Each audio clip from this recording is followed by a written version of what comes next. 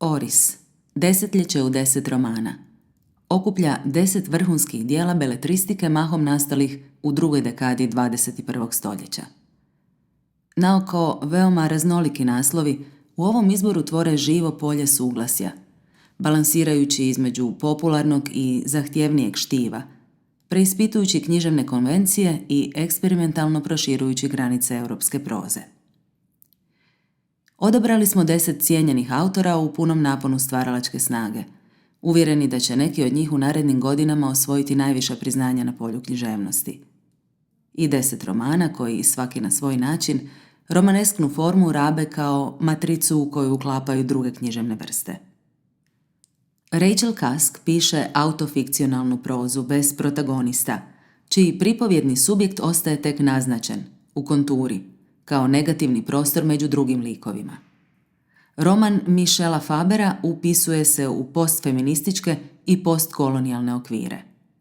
Gonzalo M. Tavares vraća se ishodištu romana kao epske vrste, jednim okom namiguje Luzitancima, drugim Uliksu i piše roman u stihovima.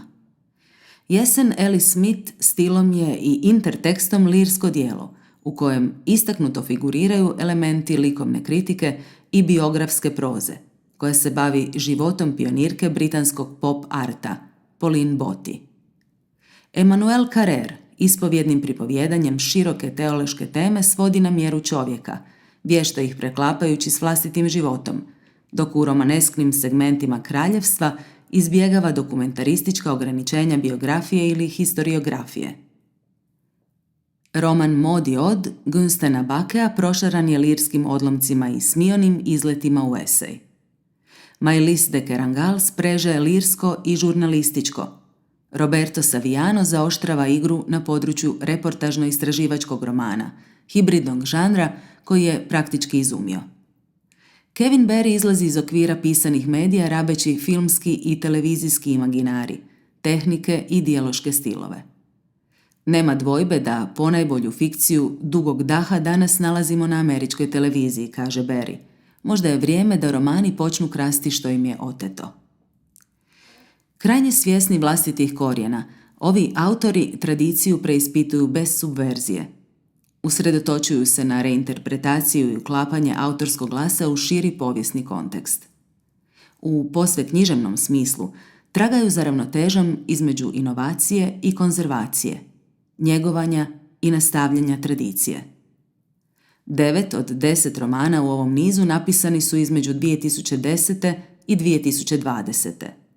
Mozaikalno odražavaju političke i kulturne promjene rodnoga kontinenta, oprečne tendencije ujedinjenju i fragmentaciji, napetosti i strahove koji vladaju današnjom Europom.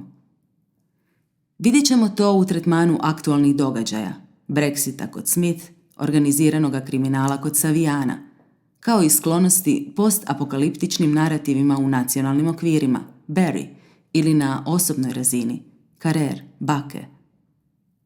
Pred nama je lepeza memoarističkih, eseističkih i metafikcionalnih romana koji promiču novu autofikcijsku poziciju ili fikcionaliziraju širok raspon suvremenih tema, od etičkih i ekoloških do tehnoloških i metafizičkih. U romanu Popraviti žive Maëlys de Kerangal srce unesrećena mladića treba nastaviti kucati u tuđem tijelu, dok se primjerice Selja Hava bavi odnosom između sudbine i kontingencije stvari koje doslovno padaju s neba. Pa poslušajmo.